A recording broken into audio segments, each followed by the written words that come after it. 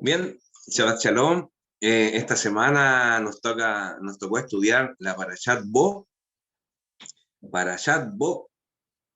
Ven ante Faraón o preséntate ante Faraón. Hoy día 28 ya comenzando este Shabbat, el 6 de Shabbat. Estamos en el día que concluye el estudio de esta porción, Parashat Bo, que se encuentra en el libro de Shemot, en el libro de Éxodo, y esta porción es la que habla acerca de las tres últimas plagas o los tres últimos golpes que el Santo y Bendito sea entrega al pueblo de Israel, de Egipto, en la misión de liberar a la nación de Israel, a este grupo de personas que ya se habían convertido en una nación, ya había cumplido el objetivo por el que ellos habían sido entregados ante las manos de Faraón. Se habían convertido en nación, ya se había formado esta nación dentro de este país de Egipto. Y vemos en esta porción, Parashat Bo, las tres últimas plagas. Bueno, como ya lo habíamos mencionado anteriormente, la palabra Bo, que es Ben, se escribe con las letras Bet y con la letra Aleph. Tiene un valor numérico de 3. Y quería hacer reiterativo esto, que es para mí asombroso, que pudiéramos ver que el valor numérico de la palabra Bo, que es el nombre de la parashá, sea 3, y justamente 3 son las últimas plagas o los 3 últimos golpes que el Santo y Bendito sea le hace a Egipto en esta gran misión. La porción llamada Bo, como dijimos, muestra las 3 últimas señales o los 3 últimos azotes, pero es más la plaga de los primogénitos la que la Torá realmente le llama azote. Las otras señales o las otras plagas son llamadas plagas. Nosotros le llamamos azotes, pero en la Torá quien realmente se le llama azote es la plaga de los primogénitos, o el azote con los primogénitos. La plaga de los primogénitos se llama azote en la Torá. Vemos en esta porción a un terco faraón, dueño de su verdad. Y en esto quise tomar el título de esta porción, que lleva por nombre Mi verdad o La verdad. Así se llama este breve comentario. Antes de comenzar a profundizar en esta porción, quisiera contar una historia. Yo la escuché como anécdota, no creo que sea anécdota, pero sí hace mostrar un poco en la temática de este comentario. La escuché de los labios del rabino Bengio, Mike Bengio, que yo lo sigo, y él cuenta esta historia, y yo quisiera traerlo un poquito a colación. Había una mujer que se iba a casar uno de sus hijos, y la novia de este posible matrimonio tenía un pequeño problema al caminar. Tenía un pie más corto que el otro, entonces ella, cuando caminaba, se le notaba o se distinguía en su caminar una leve cojera. Entonces esta mujer, la mamá del novio, cuando ve esta situación, se enfada mucho y dice: no, yo no quiero que mi hijo se case con esta mujer coja, debido a que mi hijo no tiene ningún problema físico. Mi hijo es un varón perfecto. No quiero que este matrimonio se lleve a cabo. Quiero que se disuelva. Yo no acepto este matrimonio. Vamos a terminarlo porque no hay compromiso. Y toda la familia le decía: pero ¿cómo? Si ellos están enamorados, se ven felices, ella no tiene ningún problema, el novio acepta a la mujer como está, pero la mujer: no, yo no tengo por qué aceptar que mi hijo acepte una mujer así, que tenga este problema. Él no tiene ningún problema, así que yo no acepto este matrimonio. Y resulta que al otro día que este conflicto se lleva a cabo, iba caminando a llevarle un snack, un pequeño refrigerio a su esposo antes de la tefilá, de la oración de la mañana, y cuando va bajando las escaleras se tropieza y se cae, y se quiebra el pie. Rápidamente la llevan al médico, la operan, qué sé yo, pero el doctor le dice que ante la situación compleja, ella, el hueso no iba a soldar como correspondía por sus años, por su edad, entonces iba a quedar con una cojera en su pie. Y wow, toda la familia dijeron, oh, aquí está hablando Dios.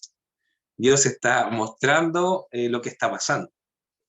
Y la mujer, al ver esta situación, dijo, wow, ahora entiendo que estaba actuando mal. Entiendo que Dios me está hablando a mi vida. Este problema, este accidente que tuve es por culpa mía. ¿Por qué? Porque yo no debí llevarle snack a mi esposo antes de la oración. No se debe comer antes de la tefilá. Primero debe haber tefilá y luego debe haber comida. Entonces yo estaba actuando por mi mala inclinación y este es un castigo de santo y bendito sea. Y toda la familia la queda mirando y dice, ¿qué? Eso es lo que entendió de esta situación, de este accidente. Y la mujer queda convencida que el conflicto que ella estaba viviendo en ese minuto se debía a que ella le llevaba comida a su esposo antes de la oración matutina. ¿Qué creemos? Bueno, entonces, en esta historia, en este relato, quisiera resaltar un poco lo que quise expresar con el título de esta porción, de este comentario. Mi verdad o la verdad. Es terrible de repente ver en nosotros, cuando nosotros nos encerramos en un pensamiento, cuando nosotros nos encerramos en una interpretación o en una forma de entender las cosas y miramos las Sagradas Escrituras, miramos la Torá, miramos estas palabras tan maravillosas que están llenas de vida, llenas de lecciones, llenas de aprendizajes hacia nosotros, y solamente logramos ver cómo se confirman nuestras opiniones, que a veces no son opiniones tan correctas, no son opiniones que son las opiniones que el santo y bendito sea nos quiere hacer ver. Esta misma situación ocurría con este faraón, como ya lo escuchamos en las clases pasadas, en los servicios pasados.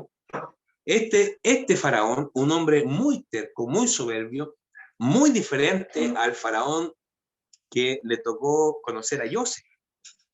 El hombre, el faraón de Joseph, que había sido un hombre muy humilde, que había entendido perfectamente la voluntad del santo y bendito sea, se había dejado formar, se había dejado moldear, y como consecuencia a eso, con su humildad y al ver la grandeza de Joseph y la gran visión de Joseph, al darle este consejo, pudo llevar a Egipto a la gloria de Egipto, a el momento más grande de esta nación, que fue prácticamente dueño de la tierra, dueño de los animales que habitaban la tierra y dueño de las almas que habitaban la tierra, como consecuencia de tener esta humildad, de poder entender la verdad, no su verdad, sino que la verdad. Pero hoy día estamos enfrentados y viendo a otro faraón, un faraón terco, un faraón soberbio, que su corazón estaba muy inflado.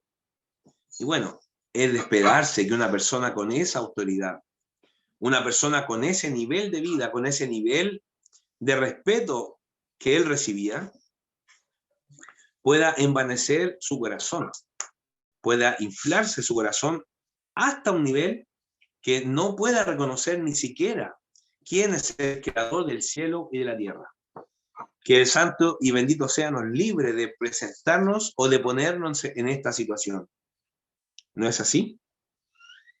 Vemos a este faraón un hombre muy terco, muy duro de servicio. Pero también encontramos en las Sagradas Escrituras a la nación de Israel, esta nación que iba con Moshe en Egipto, y vemos la expresión que el santo y bendito sea tiene sobre este Israel. Lo quiero leer. Eso está en el libro de Shemot, tampoco más adelante, capítulo 32, verso 9. Y dijo Adonai a Moshe: ya veo que este pueblo es un pueblo de dura cerviz. Déjame ahora que se encienda mi ira contra ellos y los devore, y de ti, en cambio, haré un gran pueblo. ¿Se fija usted lo que causa la dureza de cabeza, la dureza de entendimiento, la obstinación, la altanería y el creerse dueño de la verdad? Israel, la nación del santo y bendito sea, el pueblo escogido, esta nación que se formó dentro de otra nación, que solamente comenzó con la raíz de una pareja, con la pareja de Abraham y Sara. Sale esta gran nación, que era la nación de Israel. Pero, ¿es malo ser cabeza dura? ¿Es tan malo ser así de terco? ¿Es algo que pueda ser destructivo, ser duros a cambiar de opinión, a cambiar de parecer? Bueno, si miramos la historia hacia atrás, vemos en el tiempo de los Macabim, de los Macabeos, en el que un imperio, el imperio griego, quería que Israel fuera mimetizado con ellos, que Israel dejara de ser o dejara de tener estas costumbres que tenía. ¿Ah? Les prohíbe la circuncisión, les prohíbe el Shabbat, de la misma manera que hizo Roma, les prohíbe el estudio de la Torá, les prohíbe que se reúnan y se identifiquen de manera diferente. ¿Pero qué pasó? Este Israel, duro, terco, se mantuvo firme y no se dejó influenciar completamente. Si bien es cierto, muchas personas de Israel se dejaron influenciar y se mimetizaron con los demás, pero vemos que esta dureza de cabeza, esta dureza de comportamiento, esta terquedad, también tiene características positivas en el desarrollo de su historia. ¿No es así? Pero este faraón no tenía este tipo de terquedad, que es algo positivo. Cuando este faraón veía una verdad frente a sus ojos, no era capaz de entender que él estaba equivocado. Hay un dicho que dice que si una mentira se dice 1000 veces, se convierte en verdad. Bueno, déjeme decirle que ese es solo un dicho. Porque una mentira, aunque se diga 1000 o 2000 o 3000 veces, aunque se diga 1.000.000 de veces, siempre será mentira. La verdad es única, la verdad es pura, y la verdad se encuentra a través de su palabra. La verdad está en la Torá. No es mi opinión la verdad. No soy yo el dueño de la verdad, ni usted es dueño de la verdad. Faraón, por muy seguro que estuviera que él era el Dios y que Israel era suyo, eso jamás hubiera sido verdad. Y por eso es que vemos que el santo y bendito sea, le dice a Moshe en esta porción, cuando comienza esta parashá, lo vamos a buscar, dijimos que está en el capítulo 10, comienza con la plaga de las langostas. Dijo Adonai a Moshe: ven a Faraón, porque he endurecido su corazón y el corazón de sus siervos, para obrar estas señales mías en medio de ellos, y para que puedas contar a tu hijo y al hijo de tu hijo cómo me divertí con Egipto y las señales que realicé entre ellos. Y sepáis que yo soy Adonai.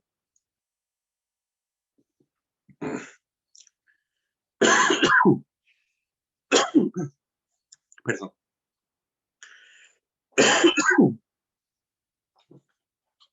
Entonces, decíamos que una mentira, por muchas veces que se diga, las mentiras que Faraón tenía en su cabeza, que él era el supremo, que él era el mandamás, el que tenía el sartén por el mango. Eso no era así. Faraón era únicamente un instrumento en las manos del santo y bendito sea. ¿Se acuerda usted lo que leímos en la Haftará, en la parashá pasada, en la parashá Vaerá? ¿Se acuerda usted lo que decía? Por haber dicho Faraón, por haber pronunciado estas palabras, decía el Haftará, mío es el Nilo, yo lo creé, es que el santo y bendito sea se enfurece y destruye esta nación y destruye a este Faraón, porque el Nilo lo hizo Hashem, como todas las cosas. Todas las cosas por él fueron hechas. Y sin él, nada de lo que ha sido hecho fue hecho, dice el libro de Yohanan. Entonces, podemos entender que por muchas cosas que Faraón tuviera en su cabeza, por muchas ideas tal vez inquebrantables que Faraón pudiera tener como opinión, la única verdad es la que sale de la boca de Hashem. Que esto nos sirva de lección, porque dice la palabra que todas estas cosas fueron escritas para nuestro aprendizaje, para que nosotros aprendamos, para que nosotros crezcamos y entendamos que no hay nadie como nuestro Señor, que la única verdad es la que describe su palabra. Lo peligroso de la soberbia, lo peligroso de la terquedad, lo peligroso de la dureza de entendimiento es cuando nos cegamos y pensamos que nuestras ideas son las correctas y lo que está escrito lo ocupamos ciertas fracciones para poder argumentar lo que yo digo, para poder argumentar y poder armar lo que yo tengo como concepto de verdad. No es que mi opinión sea la verdad y la escritura me sirva para argumentar mi opinión, para demostrar que mi opinión es la correcta. La verdadera forma de enfrentar esta situación es que mi opinión puede estar equivocada. Es que la verdad, la única verdad está en la Torá. La única verdad está en su palabra. Porque el cielo y la tierra pasarán, pero su palabra no pasará. Porque la flor nace, crece, florece, se marchita y se seca. Y pasa. Pasa el hombre y pasa su juventud. Pero la palabra de Hashem, esta Torá, la palabra verdadera, la palabra bendita, es la que permanece para siempre. ¿Cómo no ver la realidad? ¿Cómo no ver que Hashem es el único que dice la verdad? Que el santo y bendito sea nos libre de caer en esta situación, de caer en este enredo de dureza de nuestra cabeza o de nuestro servicio. Nosotros necesitamos aprender a través de esta Torá. Nosotros necesitamos aprender a mirarnos en ella como un espejo. Y qué maravilloso es cuando cada día nos damos cuenta que a pesar que tenemos un libre albedrío, tenemos una libertad de acción, podemos hacer lo que queramos, podemos comportarnos como queramos, actuar como queremos, hacer lo que queremos. Si queremos nos levantamos del lado izquierdo de la cama o del lado derecho. Podemos hacer cuanto nos plazca. Pero si bien es cierto, como dice Rab Shaul, todo me es lícito, mas no todo me conviene. Todo me es lícito, pero no todo me edifica. ¿Qué es lo que me edifica entonces? ¿Qué es lo que me conviene entonces? Es entender y tener la humildad suficiente para poder aprender cuando estamos equivocados, cuando tenemos que hacer teshuvá y corregir nuestro camino.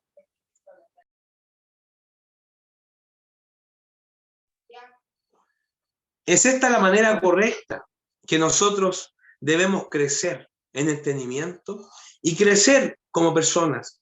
Cuando estamos más seguros que estamos en lo correcto, cuando estamos más convencidos que tenemos razón, es cuando estamos más equivocados. Es cuando estamos más cegados y estamos más cerca de convertirnos en idólatras. Cuando estamos más convencidos que tenemos la razón. Porque la razón no la tenemos nosotros. La razón está en su palabra. ¿Es esta la manera correcta de estudiar las porciones? ¿Es esta la manera correcta de mirar la Torá? De mirar cada porción, cada semana, cada día. ¿Es esta la manera correcta? Mirar dónde estoy equivocado. Acuérdese usted que hubieron personajes, como por ejemplo Korah, un príncipe en Israel, un hombre de muchísima influencia, aunque él no hubiera sido el líder, aunque él no hubiera ocupado el lugar que ocupaba Moshe y Aarón, sin lugar a duda, habría sido un hombre que hubiera ocupado un tremendo lugar en la nación de Israel. Pero ¿qué es lo que ocurrió en su mente? Que él se creía dueño de la verdad. Y en su momento fue cegado por la ambición, fue cegado por la soberbia, por la dureza de corazón. Y no logró entender, no logró ser convencido por el más humilde Moshe, tratando de convencerlo que se retractara y se retirara de esta tan horrible manera de presentarse, rebelarse en contra del líder que Hashem había puesto. Korah vio cómo se abrió el mar. Korah vio las señales y los prodigios que Hashem hizo por la mano de Moshe y Aarón en Egipto. Él vio cada cosa que vio toda la nación, pero se cegó por su opinión. ¿Y dónde estuvo el resultado? Se murió tragado por la tierra. No ver la verdad y estar cegado con mi verdad es muy peligroso. Y es que Hashem nos enseña la manera correcta de conducirnos.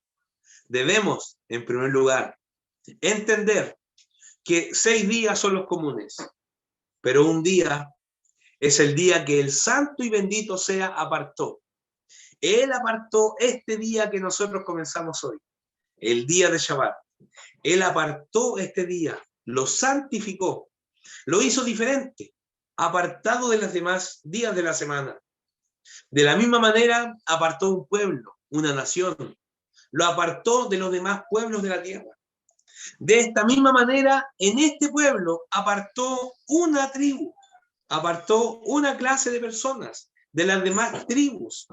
Y en esta tribu que él apartó un hombre, lo apartó, lo santificó. Y es que el santo y bendito sea nos está mostrando que aunque él apartar una persona, apartar un día, apartar una nación de las demás naciones, no significa que los hace llaneros solitarios o algo apartado de lo demás o separado de lo demás. Muy por el contrario. Él enseña a través de su palabra que ser apartado no significa que esté solo por allá en una esquina. Tiene que haber comunión.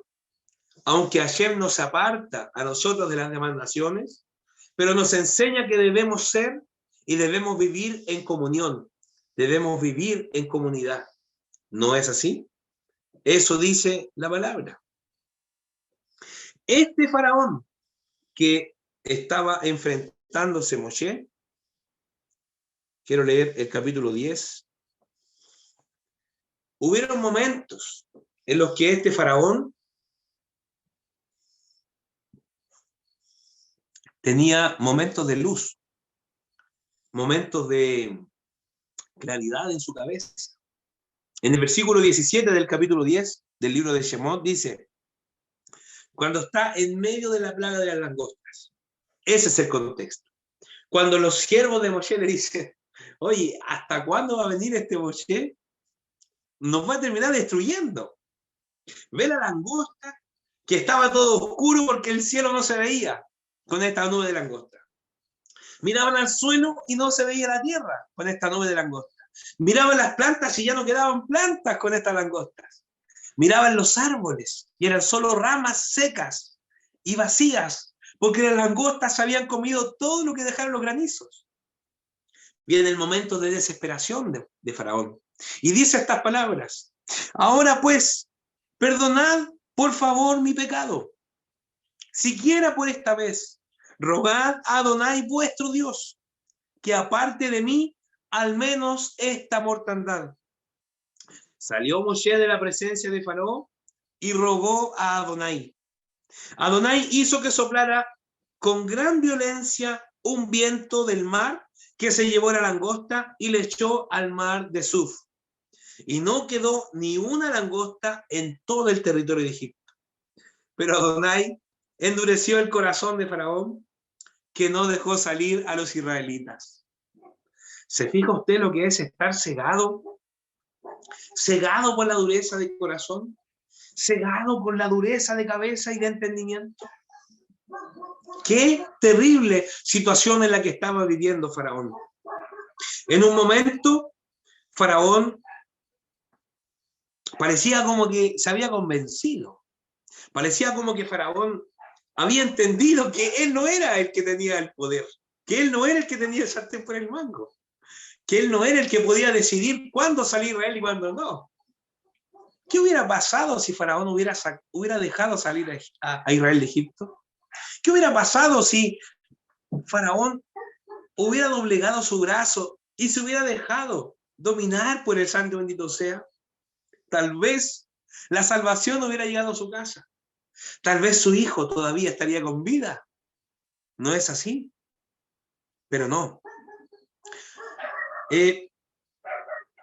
Cuando yo leía estas palabras que decía, y endureció Adonai el corazón de Faraón, o Adonai le decía a Moshe, endureceré el corazón de Faraón. No es que Faraón no tuviera la oportunidad de doblegarse y de dejarse dominar y de dejarse entender, y que pudiera entender que el poder lo tiene Adonai, que Adonai es el creador del cielo y de la tierra, que Él es el soberano.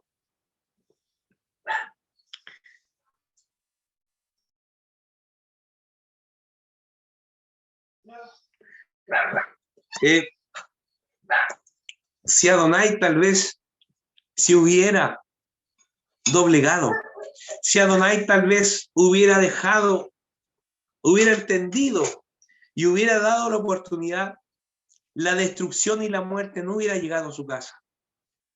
Porque así como nosotros tenemos la oportunidad de hacer teshuvá, también Él podría haber hecho teshuvá. Pero llega un minuto en el que nosotros nos cegamos con algo. Podemos cometer un error una vez y Hashem es tan misericordioso que nos hace retornar nuestro pie. Nos hace entender a través de la corrección, nos hace entender dónde está nuestro error. La segunda vez ocurre lo mismo. La tercera vez ocurre lo mismo. La cuarta vez ocurre lo mismo. Pero ya de la quinta en adelante, el santo y bendito sea se da cuenta que no estamos dispuestos a entender. No estamos dispuestos a crecer.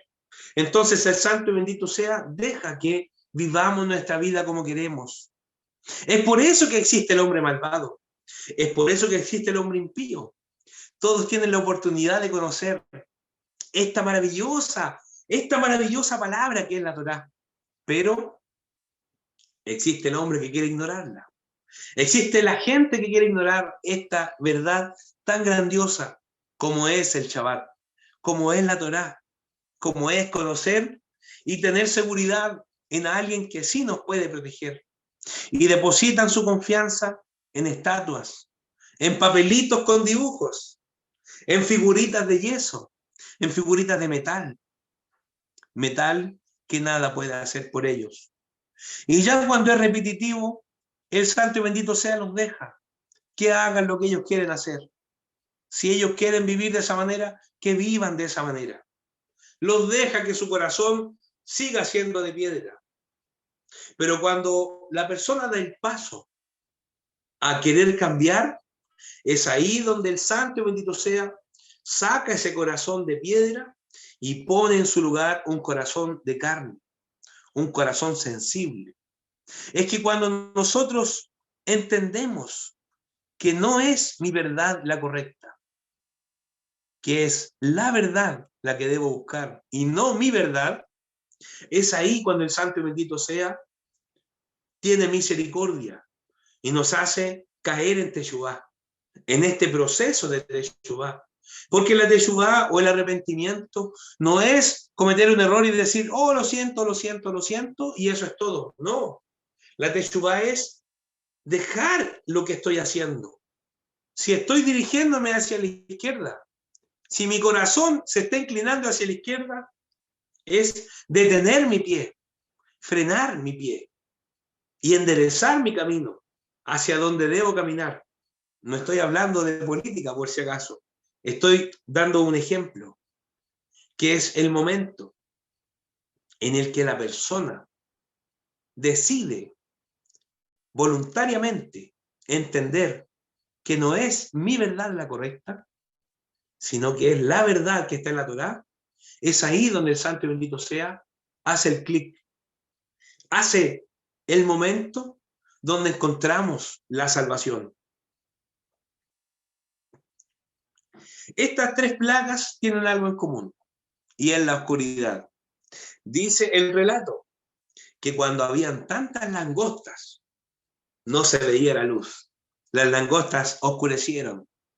Luego viene la plaga de las tinieblas, su nombre lo dice, las tinieblas, la oscuridad.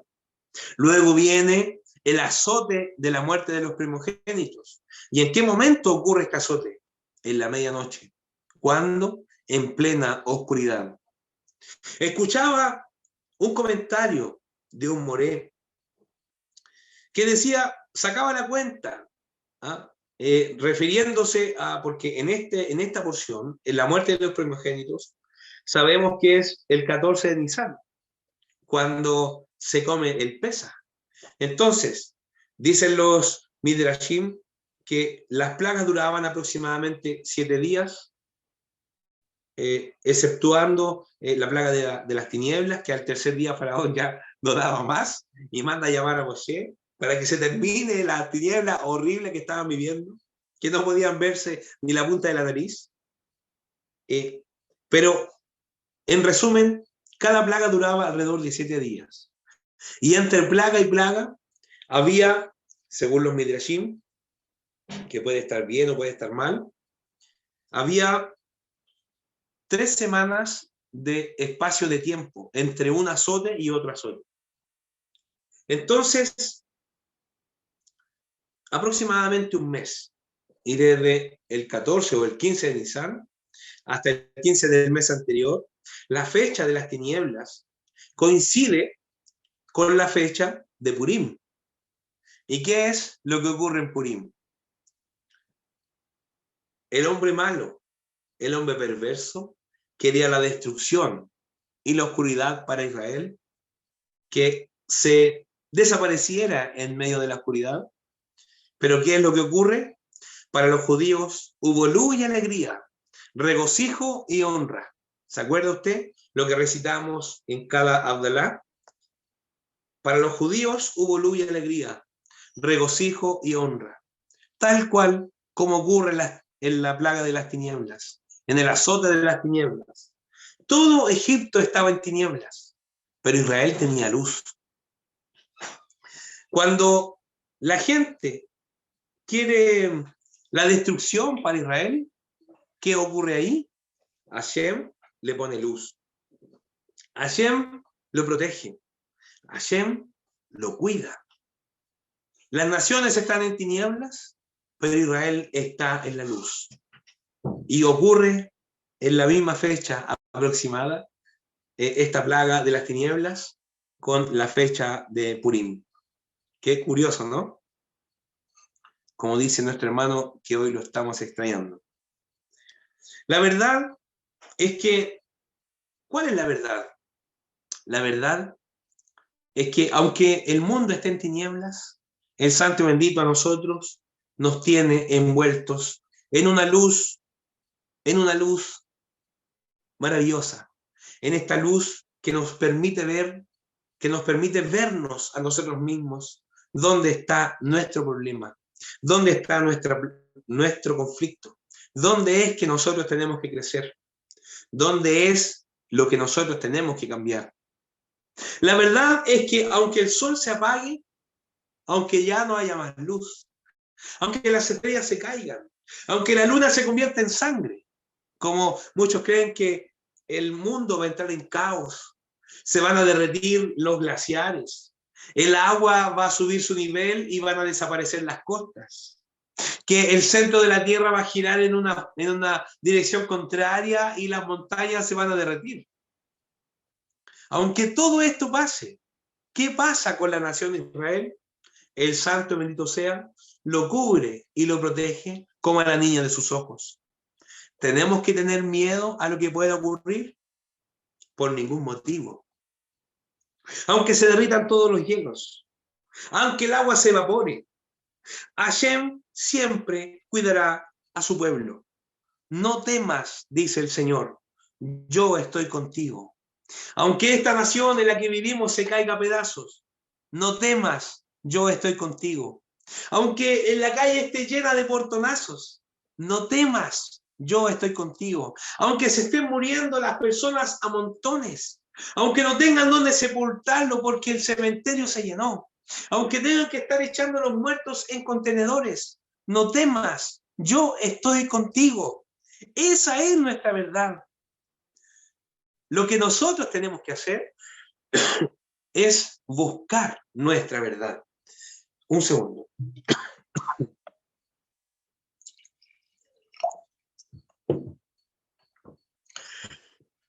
Perdón. En búsqueda de la verdad. Tenemos que buscar esa verdad. Tenemos que buscar cada mañana. ¿Qué es lo que tengo que cambiar? ¿Hizo usted el ejercicio esta semana de leer cada día, de leer la porción que le correspondía leer en el día, o tal vez la parashá completa, la haftará?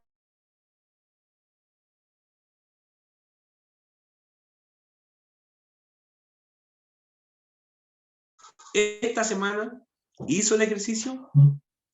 Eso es buscar la verdad, hacer ese ejercicio.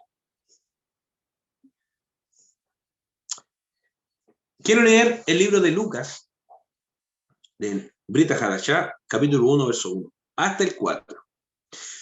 Dice, puesto que muchos han intentado narrar ordenadamente las cosas que se han verificado entre nosotros, tal como nos las han transmitido los que desde el principio fueron testigos oculares y servidores de la palabra. He decidido yo también, después de haber investigado diligentemente todo desde los orígenes, escribírtelo por su orden, ilustre Teófilo, para que conozca la solidez de las enseñanzas que ha recibido.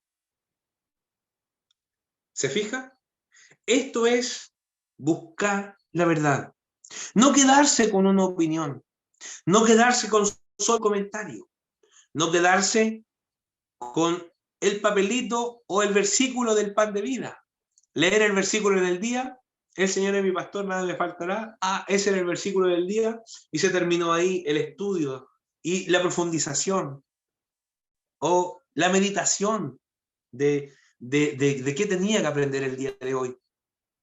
Buscar la verdad significa mirarme a mí mismo como un espejo, mirar la porción de la semana, pero mirarme a mí. Si de repente la persona que está a mi lado, mi compañera de batallas, o mi amigo, o mi compañero de trabajo, comete un error, o no estudia de la manera como estudio yo, o no guarda el Shabbat como yo lo guardo, o no come como yo como, o no lee como yo leo, buscar la verdad no significa, yo sí leo, no como él que lee menos. Yo sí estudio, no como él que estudia menos. Eso no es buscar la Torá. Buscar la verdad. Eso no es buscar la verdad. Buscar la verdad es mirarse a uno mismo, no apuntar hacia el otro que está al frente. es apuntarse hacia uno mismo, mirarse uno en la Escritura. ¿Dónde está mi falla? Hacer un estudio exhaustivo, una investigación diligentemente, todo desde los orígenes, desde la base, desde la raíz, para poder entender cuál es la verdadera razón, cuál es la verdad. Y conoceréis la verdad, y la verdad os hará libres. Y es que cuando encontramos la verdad es la que nos libera. ¿O no ocurrió eso en su vida cuando descubrió el Shabbat? ¿Le ocurrió eso en su vida? A mí me ocurrió. Cuando descubrí el Shabbat, pude entender y pude disfrutar la verdadera libertad. Cuando descubrí el Shabbat, que no tenía que preocuparme del sustento, que si me faltaba para pagar una cosa que tenía que pagar el lunes o el martes, no es el día de Shabbat, el día que Hashem hizo para que yo me preocupe de eso que tengo que pagar. Justamente este día es el día que Hashem nos permite sacarnos la mochila de la preocupación, sacarnos la preocupación de saber y pensar cuál es nuestro sustento. Hashem es nuestro sustento. Hashem es nuestro descanso. ¿No le ocurrió eso cuando descubrió el Shabbat? Cuando descubrió que no tenía que buscar peleas en el Shabbat. Justamente, cuando llegas a la verdad es cuando te llenas de paz. Y esa paz se nota. Esa paz se irradia. Es imposible ocultarla. Todos los que están alrededor notan cuando tú tienes el gozo, porque estás viviendo la verdad. Y no tu verdad, la verdad de la Torá.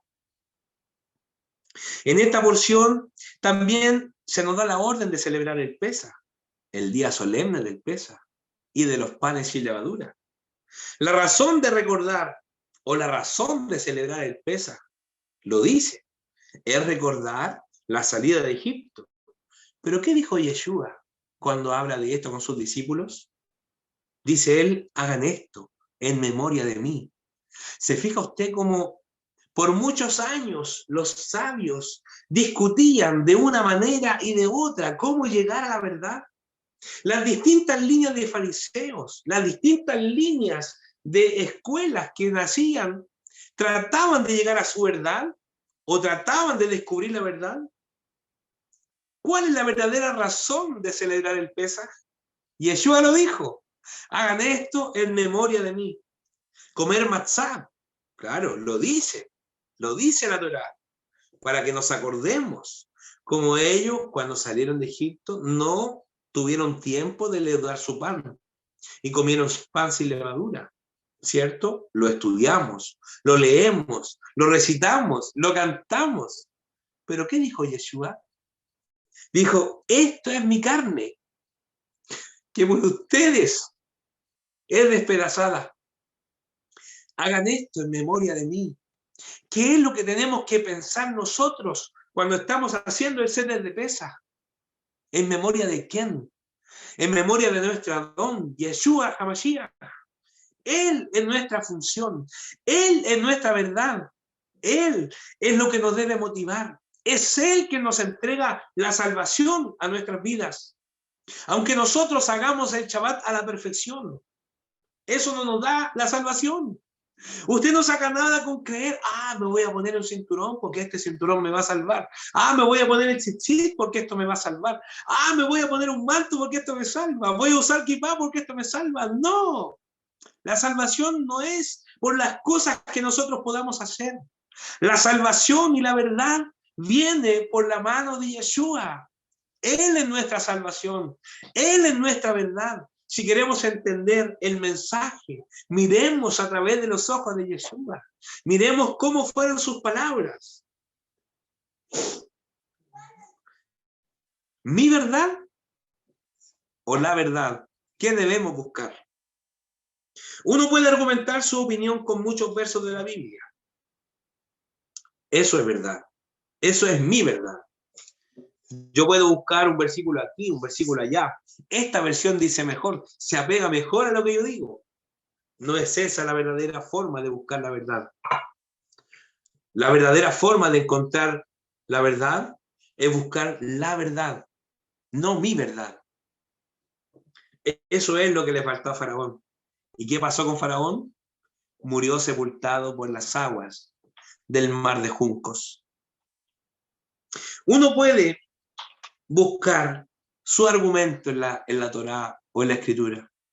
Puede buscar sus argumentos y de pronto va a tener tales argumentos que nadie le va a poder rebatir su opinión. Pero esa no es la verdad. La verdad es aquella que me hace temblar. La verdad es aquella que me causa un nudo en la garganta cuando la descubro. La verdad es aquella que me hace pedir perdón cuando estoy equivocado. Esa es la verdad. La verdad es que mi opinión es aquella que me enseña la Torá. Si creo que tengo toda la razón, es porque estoy equivocado. Eso se llama idolatría. A mí me tocó duro. Yo era de los que conocía la verdad apostólica. Y cuando me di cuenta lo equivocado que estaba, cuando me di cuenta lo equivocado que estaba con mi manera de vivir, con mi manera de ignorar los mandamientos, con mi manera de comer cuánta cosa se me atravesaba por delante, con mi manera de ignorar el día de reposo. Y me di cuenta lo mal que estaba, es ahí donde encontré la verdad de Yeshua. Faraón era un idólatra que se creía Dios. No había caso con él. Hashem necesitaba avergonzarlo y necesitaba que Israel entendiera que los corderos no son dioses. Los corderos son animales que sirven de alimento. Yeshua dijo en el Brit HaDashah, cuando estaba siendo tentado, cuando le ofrecían miles de tesoros, cuando le ofrecían mucho poder, ¿qué es lo que dijo Yeshua? Al Señor tu Dios adorarás y solo a Él servirás. Quiero leer el libro de Yohanan 19, lo tengo aquí guardado, no me voy a demorar. Aquí está, del 31 al 37. Esto es lo que debiéramos haber leído en el Brit HaDashah durante esta semana. Los judíos, como era el día de la preparación, para que no quedasen los cuerpos en la cruz el día de reposo, porque aquel día de reposo era un día solemne, no era el Shabbat semanal, sino el día solemne del Pesaj, de los panes sin levadura. Le rogaron a Pilato que les quebrara las piernas a los que estaban crucificados, para apurar su muerte. Fueron pues los soldados y quebraron las piernas del primero y del otro que estaba crucificado con él. Pero al llegar a Yeshua, como lo vieron ya muerto, no le quebraron las piernas, sino que uno de los soldados le atravesó el costado con una lanza y al instante salió sangre y agua. El que lo vio lo atestigua y su testimonio es válido. Y él sabe que dice la verdad, para que también vosotros creáis. Y todo esto sucedió para que se cumpliera la escritura. No se le quebrará hueso alguno. Y también otra escritura que dice, mirarán al que traspasaron. Quería contar una historia que también la escuché del rabino Mike Bengio, que me causa, a él se la contaron como una historia cierta. Yo no puedo dar fe que es cierta, porque él tampoco dice que la da fe que es cierta, pero es una historia, un relato que nos hace también un poquito entrar en el contexto o entender un poco más en profundidad qué es lo que es ser terco. Un hombre muy tacaño, muy tacaño. Ese hombre no le gustaba dar nada. No le gustaba darse de acá, no le gustaba dar comida, no le gustaba nada. ¿Qué es lo que dice la Torá? Que hay que darse de acá. Pero a este hombre no le gustaba dar nada. Entonces llega alguien, ¿no?, y golpea la puerta. Y él abre la puerta y afuera había un hombre que le dice: tengo mucha hambre, estoy desesperado, por favor, deme algo de comer. Cualquier cosa, algo de comer, tengo mucha hambre. Y este hombre le dijo: pero ¿cómo? En esta casa no se da, no se da. Hay un letrero afuera que dice: aquí no se da, se da acá, no golpee, no moleste. El hombre dice: por favor, deme algo de comer. Me duele el estómago, estoy muriendo de hambre. Este hombre fue al refrigerador diciendo: bueno, ¿qué le puedo dar? No quería darle nada. Abre su refrigerador, estaba lleno de comida. Y se puede mirar y no había cosas que no quería dar. Miles de cosas que podría haber dado, pero no quería dar nada. Y de repente se da cuenta que entre las cosas había unas presas de pollo que estaban súper vencidas. Ya se había pasado el vencimiento hace varios días. Y bueno, lo iba a botar a la basura. Dijo: bueno, lo voy a botar, igual se va a perder. Fue y le da. Y le dice: toma, aquí hay pollo, es lo que te puedo dar. El hombre lo vio y se dio cuenta que estaba vencido, pero tenía tanta hambre que se lo comió igual. A los días viene la esposa del hombre tacaño y le dice: oye, ¿no te enteraste lo que pasó? El hombre que tú le diste algo de comer, el que llegó pidiendo, se de acá, aquí a la casa, llegó pidiendo comida, tuvo una horrible intoxicación y está en el hospital. Oh, dice, qué terrible. Fue, hizo su oración por los enfermos, lo visitó. A los días después, viene la esposa y le dijo: oye, ¿te enteraste lo que pasó? El hombre que estaba enfermo, el que tú le diste comida, murió por la intoxicación. Y esta situación le tocó, le pegó duro porque lo conocía, sabía quién era, se había comunicado con él. Entonces él fue al velorio, estuvo con la familia, hizo sus oraciones, estuvo en la Shivá, ahí diciendo cosas buenas del muerto, después de que lo sepultaron, fue al entierro y llega de vuelta a la casa y la mujer le dice: bueno, ¿y aprendiste algo con todo esto? ¿Con todo lo que pasó? Y él le dijo: wow, qué manera de aprender esta semana. Esta semana fue una semana, pero grandiosa. Todo en una semana. Dice de acá, visité a un enfermo, estuve con el que está de duelo, lo acompañé, estuve en un velorio, en un servicio, estuve en la Shivá. Qué manera de estar elevado. Ayer me permitió elevarme por sobre de lo que ya estaba elevado. Qué manera de crecer. Eso es estar convencido de su verdad. ¿Se da cuenta usted hacia dónde nos puede llevar la obstinación de creer en mi verdad? La Torá, muy por el contrario, no solamente es un libro con textos antiguos, con distintas letras, tal vez en distintos idiomas. La Torá es una manera de conducirnos. La Torá es una manera de dirigirnos. Es aquella la que nos enseña. Si cuando usted lea la Torá no se da cuenta de lo que tiene que aprender, es porque no la está profundizando. Así de simple. Si usted no entiende qué cosa tiene que cambiar esta semana, es porque sencillamente no llegó al punto de aprender lo que debía aprender, el camino que debía seguir. Entonces, ¿cómo entender la Torá? ¿Cómo estudiar la Torá? ¿A qué rabino escuchar? ¿Cuál Talmud debo leer? ¿Cuál Midrash debo profundizar entonces para aprender la verdadera, el verdadero argumento o entender la verdad? Yo le voy a decir cuál es el nombre del rabino que debe escuchar.